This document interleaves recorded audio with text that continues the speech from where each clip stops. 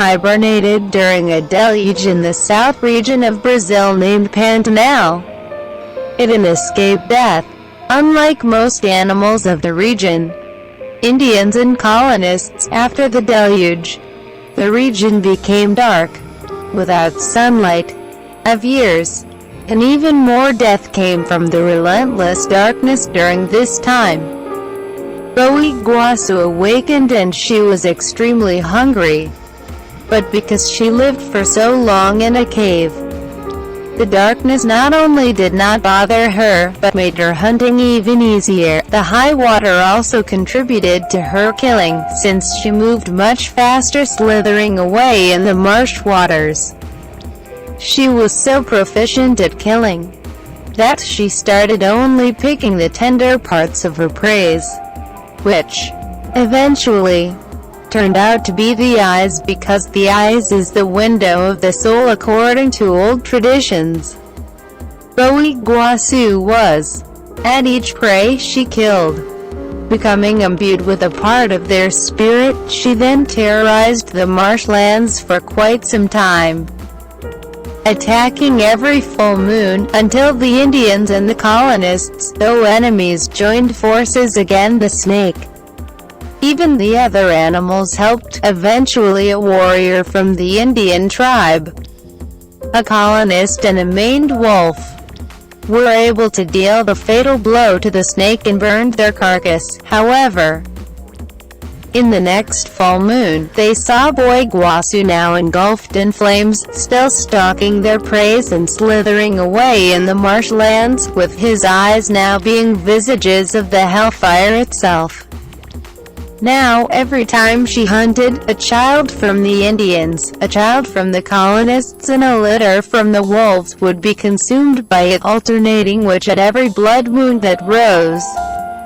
Since then, the great snake was named Boitaida.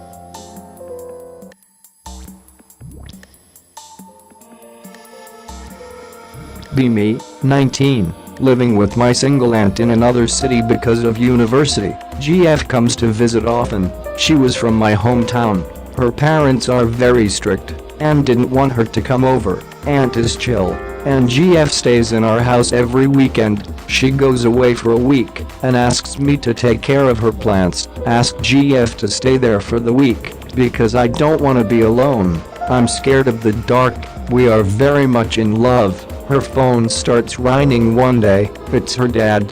Stick her in the closet, because it's noisy outside and her dad will find out she isn't in her house. The day goes on as normal. We order takeout and hit the hay. Wake up in the middle of the night. GF isn't there, so I assume she went to the bathroom. Go to the kitchen, pour myself a glass of water and light a ciggy. Go back to the bedroom. Hear my GF talking in the closet. Get weirded out, because it's already quiet outside. Think she might be cheating on me, so I press my ear against the door. She's talking about how she forgot her keys at her place. Think nothing of it, and get back in bed. Hear toilet flushing. Jump out of the bed, spooked as hell. Grab lamp, about to hurl it. GF walks through the door. Shit bricks. I'm sure that either this isn't my GF, or whatever is in the closet isn't her either. She looks like she's shitting bricks too. A demon wouldn't look like it's shitting bricks. It would just run at me, make a be quiet gesture with my hand, mouth the words, listen, and point at the closet. She tiptoes towards it, and turns her head at me, so she can hear better. Can't see well, but can tell her legs are shaking. Tiptoe towards her, and grab her by the arm until we reach the bedroom door. GF is beside me. I grab the handle, make another SHHH gesture to her. GF the hell out of the closet. The house is catching fire. Hurry. No response from the closet. Scream, again, telling her to hurry. No response. Convinced the thing in the closet wasn't my GF. Slam the door shut, and ask her to hold it tight.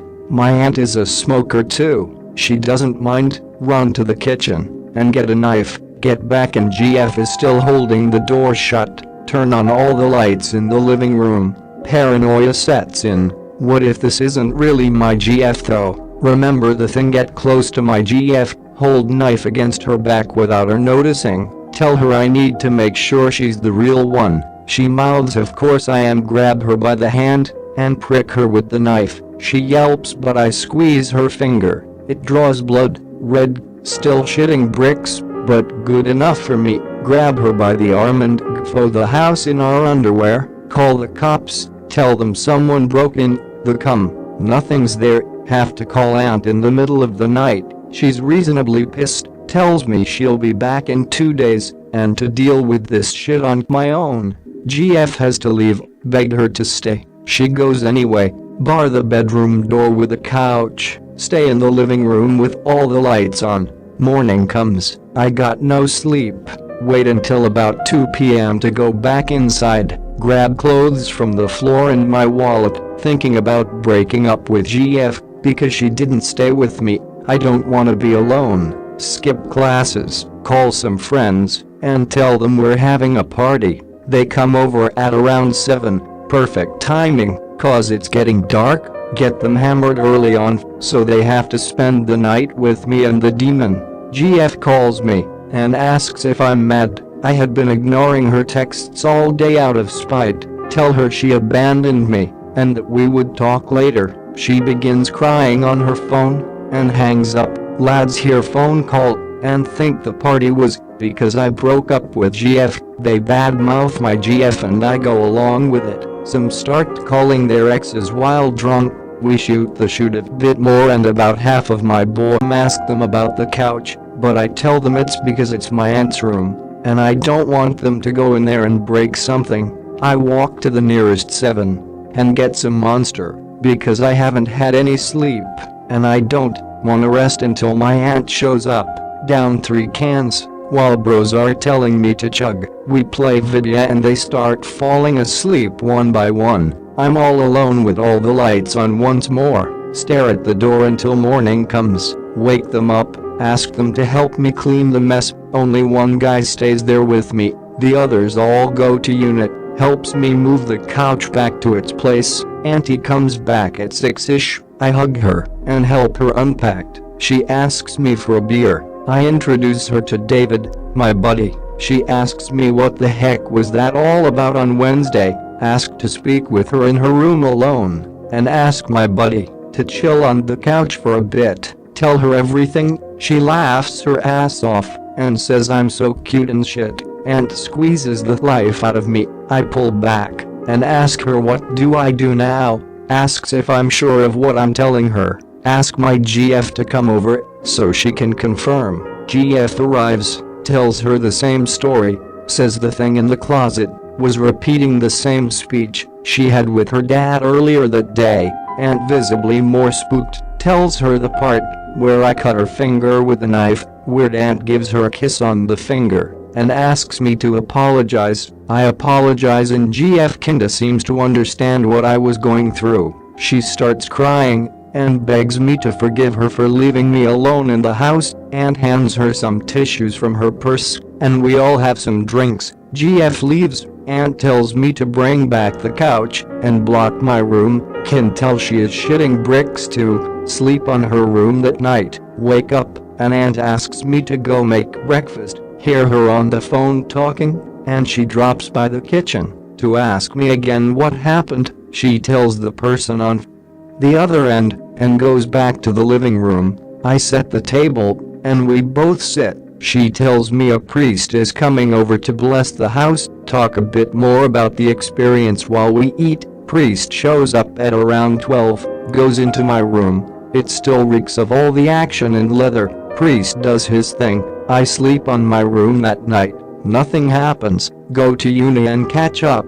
Aunt buys me a dream catcher and a little flask of holy water. Present day, I sprinkle holy water every day on the inside of the closet, still with my GF, still scared of the closet demon. The end. Didn't consider that neither one of them was your GF.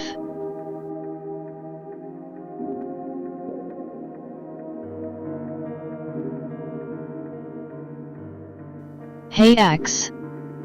I'm not from here, I'm a mutant who only comes here for the occasional creepypasta thread. I'm not into the paranormal and have never believed in ghosts or aliens or any of that sort of stuff. I live in Oak Park, just outside of Chicago, Illinois. See, we have an ordinance here where you are not allowed to put up a for sale sign in front of a house. So many homes are vacant here that they'd be absolutely everywhere if we could put them up in order to ensure people want to live here. We make it so it doesn't look like nobody wants to live here, thus no for sale signs. I live alone with my pet cat, an all-black cat which I found out recently is a rarity. His name is Calvin. He was the runt of the litter. This isn't really important. The story all started about 2 months ago.